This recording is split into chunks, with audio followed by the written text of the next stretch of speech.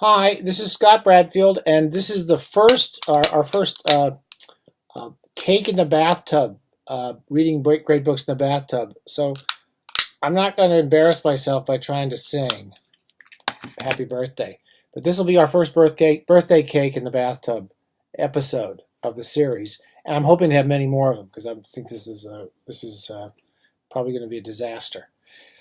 This is a terrible cake. We're celebrating the centenary of one of my favorite writers, Theodore Sturgeon. We'll talk about in my normal aimless manner shortly, but I wanted to have a little birthday celebration because there just hasn't been enough coverage of this event, and I want to talk a little about this. This, by the way, so there's a birthday candle I got at CVS, and all I could find was a Hostess cupcake. So I'm hoping that this will not be, we're hopefully going to spur the world into celebrating Theodore Sturgeon's centenary, his 100th birthday. He was born 100 years ago in 1918. And I'm hoping they'll have a much better cake when somebody does this properly. And they'll have proper frosting on it. I'm going to blow this out. I won't sing anything because this is like a fire retardant. I don't know if you've seen these Hostess cupcakes. It's like a fire retardant. It's like this thin plastic. You could probably use it as insulation. And when you put the candle under the cake, it actually splits open. It splits in half. The Hostess cupcake. So that was I just want to do an audio. I like to do some more audio visual stuff on the lecture series, and that was it.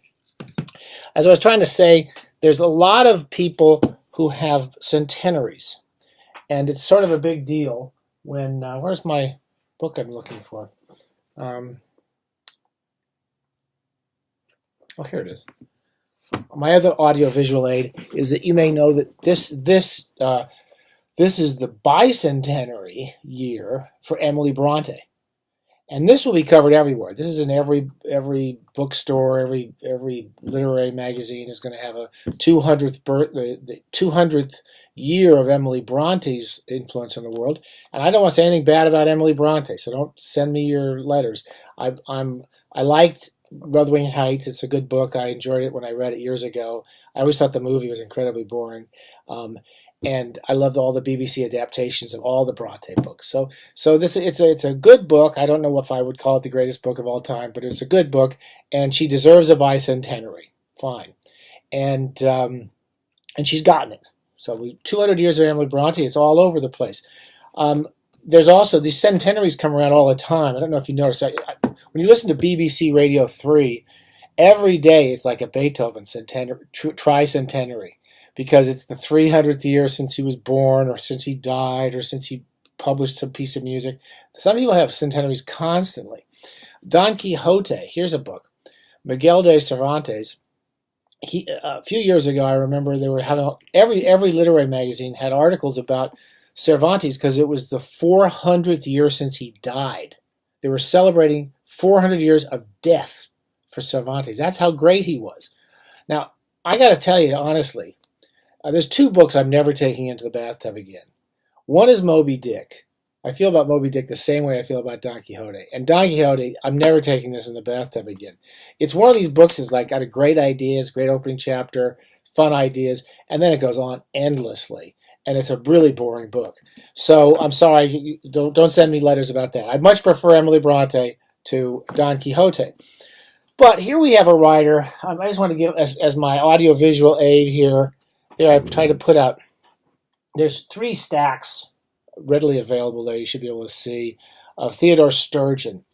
Theodore Sturgeon was started off as a writer largely in the pulp magazines, particularly for John W. Campbell at Unknown, and a lot of places, I think like Planet Stories, and he published in the very first issue of Fantasy and Science Fiction, and he started off in the late 30s, writing science fiction stories and westerns and some stories for boys' magazines when he started off as a writer. And then he eventually developed his reputation in the science fiction magazines, particularly after about 10 or 15 years in which he really ruled the field. He was a very popular writer among the echelon of other writers. So one of my favorites notes about Sturgeon is that he's a writer who Robert Heinlein loved. And Robert Heinlein was an interesting writer. I'm not trying to just, but you know, his that kind of tech savvy, you know, we got to save the world from the bugs and sort of stuff that you might unfairly equate with Heinlein. Heinlein was a much more kind of um, technophilic, I hate that word, writer, and he loves Sturgeon, as most writers do. I have to say, most writers, not just genre writers who have read Sturgeon, have always admired him because he's technically so smart, so much fun, so surprising, and so energetic in the way he plays with stories and wrote short stories. Now, if you don't know Sturgeon, there's several reasons why you probably don't. One is he's primarily a short story writer. And I put these up here. This was a series that was edited by Paul Williams. It's one of those real labors of love. When you think about, was it Tartarus Press, who does Robert Aikman?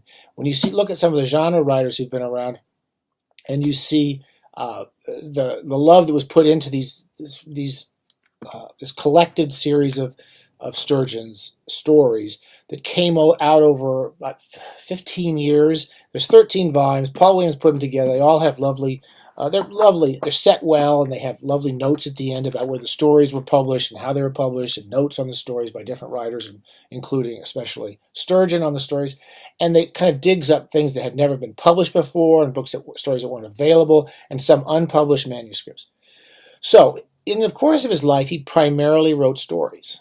He wrote stories when in the heyday of the pulp magazines, when people would actually call him up asking for stories. I don't think today even the New Yorker calls anybody up and asks them for stories. There's a dearth of stories. We got a world full of story writers, and no one cares about them. And at those days, they really needed stories to fill these magazines. People read the magazines, and Sturgeon was one of the best, particularly in SF fantasy types of fiction. So he mainly wrote short stories, 13 volumes, wonderful books, all of them. And today, this is really the only available way of reading his stories, which is fine for those of us who love Sturgeon, who already know his work, but it's not good for the person who's just going out for the first time to read Sturgeon. You know, you don't need to collected stories of Sturgeon to understand him. What you really want to do is go out and look for some of the old short story collections that Sturgeon himself collected in his lifetime. This is one of my favorites, Sturgeon in Orbit, with an Ed Emsch illustration of Sturgeon. He's a really strange kind of an attractive man, and kind of a strange-looking guy. He looked a bit like a fantasy character himself. There's another one. They love to put Sturgeon on the covers of the books for some reason. He was a very, very admired man, by the way. People liked him, and they liked his work. And these types of collections are the best way to read Sturgeon. They're not these big, heavy, onerous, serious books. They have a bit of fun about them, and they contain occasionally clinkers, well-written but not particularly exciting stories. And they all contain some just beautiful stories, like this one, Extrapolation, one of my favorite Sturgeon stories, and The Wages of Synergy, which is quite a fun idea. And it even includes a story called The Incubi of Parallel X. Sturgeon often had these horrible titles shoved onto his stories. You may recognize Theodore Sturgeon, silly titles, ridiculous pulp magazines publishing his stuff like Planet Stories, and you might immediately cotton on to the fact that Theodore Sturgeon was the name that inspired Kurt Vonnegut Jr. to create the character of Kilgore Trout. And in Kilgore Trout, as Vonnegut often mentioned himself, is a bad writer who has great ideas, and he's a crazy character, and he's a real comic character. And Vonnegut writes a lovely introduction to one of these volumes in which he explains how he was an admirer of Sturgeon's writing, as most writers were. And one day when Sturgeon was over at his house, he did a backflip.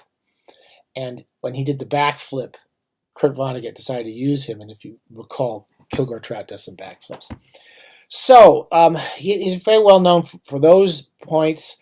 He also wrote two of the most popular episodes of Star Trek. He wrote television for many years. Over the years, he wrote several television teleplays for series programs. And probably two of the best Star Treks from the first season, and the one called Amok Time, which has Spock going to get laid. He has to kill somebody to get laid or something. It's a kind of ridiculous thing in retrospect, but at the time it was actually dealing with alien sexuality, which is something that Sturgeon was interested in. He was interested in sex of any type as an idea. And the live long, I can't do it. Is it this? Live long and prosper. I won't do it. Don't write me about that either. So the live long and prosper comes from Theodore Sturgeon. And someone was criticizing my piece the other day. I got a letter from somebody saying, you should have mentioned Sturgeon's law. That's fair. Sturgeon's law is something like 90% of everything is crap. I can't remember if it's 90, 95. I think there's actually some dispute, as I recall, about what exactly he says in some article. But he says 90% of everything is crap, which is a fair law to follow in life. So that's some of the main things that you might know Sturgeon from, but you probably haven't really read them because you probably haven't seen the story collections. These are all out of print. These types of collections are not attractive to most readers, and you need to go out and find these original books, which I encourage you to do. I want to say a few things about him. This is a book you might know, Venus Plus X. When I was a kid, this was actually taught in high schools. They used to actually teach something in high school besides To Kill a Mockingbird. Did you know that? They actually had novels besides To Kill a Mockingbird and besides Macbeth that people could read that weren't these same damn books. This is a kind of a screwed up novel, which is really kind of brilliant and fascinating. It's his last full novel. It's one of his few intended novels. He only wrote 2 or 3 actual novels in his life, and it's about a future world where there's only one sex. They're hermaphrodite. I can't remember now exactly, but I think they're both the same sex, and they're hermaphroditic type couples. And it's about how that changes the culture with these occasional flash presence of a family in the suburbs of America thinking about sex. There's one scene I'll never forget, which was they're taking the little girl to buy a bikini, and she's only like 4 years old. And one of the parents says, "We just get her a bottom. She doesn't need a top." And they go, "Oh, everyone's shocked. You have to get her a top." This 4-year-old child, and it's filled with stuff like that. That kind of the peculiarities of the way we deal with sex and the way we identify people according to their sex. It's a very prescient book, and it's still an interesting book. It's not a totally successful novel. I wanted to go through a couple of his novels. This is Some of Your Blood. This is a beautiful old first edition of the paperback. Again, Sturgeon wrote a lot of his stuff as original paperback novels. And this is about something that recurs often in Sturgeon, which is about types of mental delusion. Mental delusion and mental fabrication. Many of his characters are extremely bright, often over-intelligent, and they find incredibly complicated ways to deal with the problems of their lives, often by creating fantasies about their lives. And sometimes by creating kind of brilliant solutions. They're proper solutions to things. So sometimes they're kind of Einsteinian geniuses, super Einsteins. This is about a young man who actually has an illness where he believes he's a vampire. And it's a psychological novel about a young boy who's in and out of mental institutions and and people are trying to understand why he's developed this delusion. And it's a beautifully written book and sort of worth reading. It falls between the cracks, so it's not really a vampire book at all, and it's sort of psychological, and it's not a terror novel. It's not a horror novel. It's just a kind of a compassionate novel about a disturbed person. That's actually a good way to think about many Sturgeon stories. Compassionate stories about disturbed and unusual people. So that's one that's worth looking at. Again, I encourage you to go out and get all of these old short story collections. This is the book he's best known for. It's called More Than Human. I've been reading Sturgeon for many years, and I just relearned something that I think I knew him briefly for a very short period of time many years ago. And I recall him telling me this, or saying this, that one of the many people who optioned this book for a film was Orson Welles. he wrote 2 scripts for Orson Welles. This is Theodore Sturgeon, like Kilgore Trout, is like everywhere. When you don't know who he is, but then once you start to recognize who he is, he's everywhere, and lots of people admire his work. I wanted to talk a little bit briefly, and excuse me, this is more, even if I'm even more intemperate than normal. I'm moving around quite quickly. There's so many things to talk about with Sturgeon. I don't want to go on too long. But one of the reasons I think he sort of doesn't make it is most writers are known if they wrote novels. And I'm going to make the argument today that More Than Human is the book he's best known for, which is about a gestalt creature that's formed by 5 children, I believe, or 5 different people, all with special powers, who can only work together when they're kind of driven as a single person. They're kind of a future of human existence, which Sturgeon was very interested in, how people are going to adapt to the future, and they're controlled by a Down syndrome kid, a baby named Baby, and again, the characters that most people just sort of would disregard and push out of stories and push out of culture in the 50s and 60s, Sturgeon was the first to bring them into the fiction. 2 of the girls, the 2 teleporting girls, and there's 2 black kids who are constantly popping around, and every time they teleport, they leave their clothes lying around. And then there's the Down syndrome child who kind of drives them. There's another character. They're all kind of characters who are kind of misfits and people who don't fit in. There's a wonderful scene in the middle of More Than Human where the woman who takes care of some of the children refuses to have the 2 black children eat lunch with the rest of the kids, and the kids raise hell, literal hell. I mean, they just kind of go into this telekinetic fury, and it's just there's this kind of sensible person behind the books and a sensible person behind the characters in these novels and stories. I wanted to talk about More Than Human because this is what was known in the time as a fix-up. Sturgeon originally wrote a very long novella called Baby is 3, which was published, in something like 1951. Sorry, I know this is... I should prepare this a little. Baby is 1952 in Galaxy magazine, one of the old standard, one of the better science fiction magazines in the 50s. And it was a long story. It's still, I think it's one of the best long stories ever written anywhere, in any country. And it's a great way of thinking about More Than Human. This long story comes out. It's very successful. And Sturgeon does what many writers did at that time, which is he writes a kind of prequel to that story. And then he writes a sequel to the story. So it's basically More Than Human is 3 novellas. I think the middle one is still the only good one. I don't like the first and the third. I think they just feel a little inchoate and disconnected from the real story. But let me talk a little bit about Baby is 3 and some of the narrative brilliance of Sturgeon. So we have an idea, which is about these 5 children, I believe 5, who eventually form into this one being. The way this story is structured is we start as a first-person narrative of a young kid who goes into a psychiatrist and says, I've forgotten my life. I don't know who I am.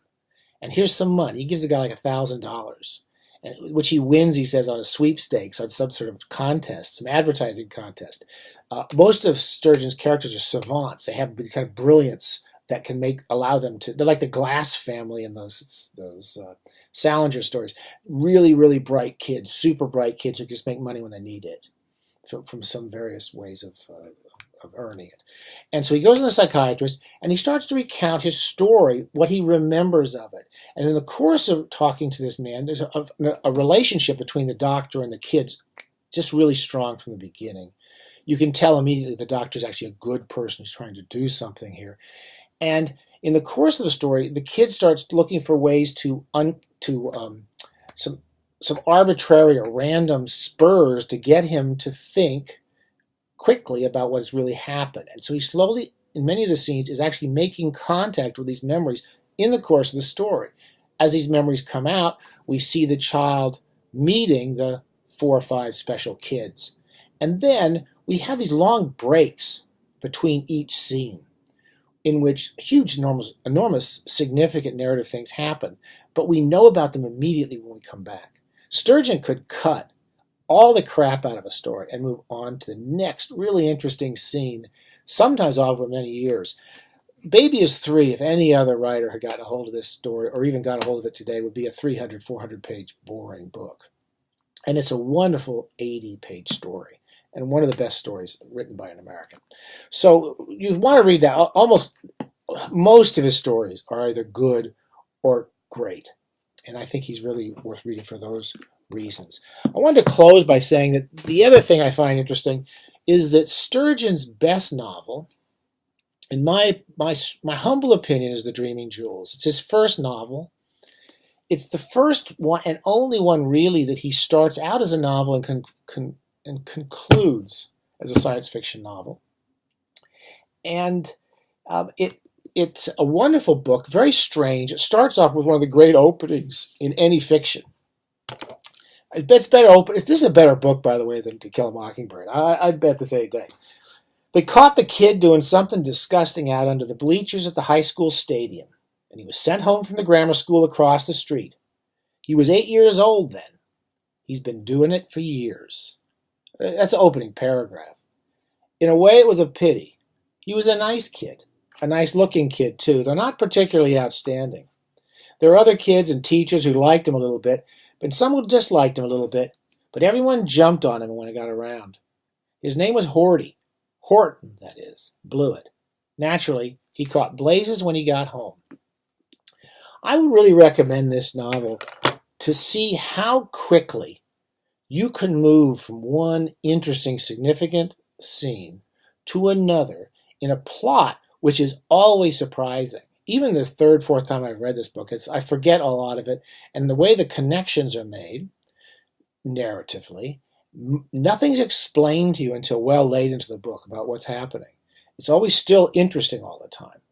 And we move very quickly from a kid who's basically, he's eating ants because he has a formic acid deficiency is what really happens. But he's basically another one of these outsider freaks as far as Sturgeon feels.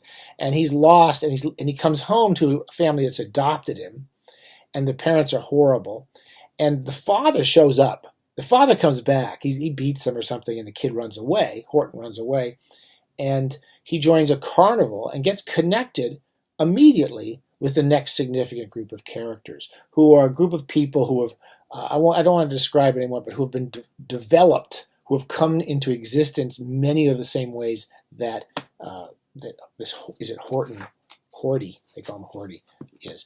Now, we move very quickly over many years and into many different significant scenes as this book develops.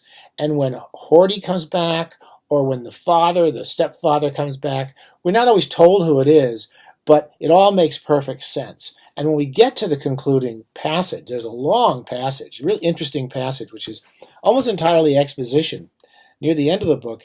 And it's while something significant's happening. All the characters go off to do something significant. And there's like this character telling the expository information while they're off, and you're just sort of imagining it. You're involved in ideas, and you're involved in a story, and you're involved in very strange and unusual characters, and they develop so quickly in a Sturgeon book or a Sturgeon story. Most of his stories needed to be compact. There's so much happening in them, and it's the joy of getting things done quickly and brilliantly. And he doesn't want to drag them out or belabor them in novels. Even his best novels, such as Some of Your Blood, very short. And this is a very short novel. It was retitled as The Synthetic Man. There's tons of paperback editions of this book called as The Synthetic Man, which is a horrible title. Dreaming of Jewels is a lovely title, and I really recommend this book. If you get a chance, go read this for just a strange and beautiful piece of prose. I'm not going to go anymore. That was as much as I could cover. Wonderful writer, deserves a 100th birthday celebration. It's much nicer than the one I've given him. And if I could recommend one thing, get Dreaming Jewels, or go on eBay or something, get any one of these collections that Sturgeon put together while he was alive. Don't look at the best of Sturgeon or that kind of crap that's always published. Go find some of The standard short story collections that he put together when he selected his books, because they all have balance. He puts the stories in with some idea which ones fit with which other stories, and they're not just thrown into some bag. And all of these are wonderful books. Okay, you're in for a treat if you haven't read Sturgeon. You got to go do it. I'm going to post a link to the piece I just did for him on him in the LA Times. And I have to say, of all the different writers I've done over the years, I don't think anyone spurred more interest than Sturgeon. He deserves the attention. Okay, bye.